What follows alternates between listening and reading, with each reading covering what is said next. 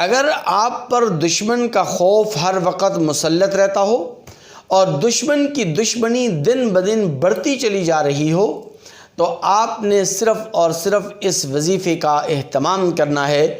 انشاءاللہ ثم انشاءاللہ آپ کا دشمن اپنی موت آپ مر جائے گا، آپ کو کوئی نقصان نہیں پہنچا سکے گا۔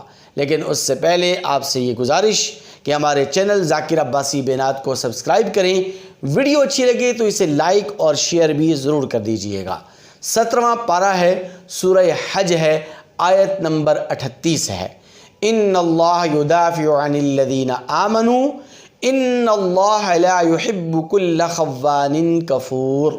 اس آیت مبارکہ کو 11 مرتبہ پڑھ کر اپنے اوپر پھونک مار دیں، اپنے اوپر دم کر لیں، انشاءاللہ ثم انشاءاللہ دشمن آپ کا بال تک نہیں بھاگا کر سکتا اور آپ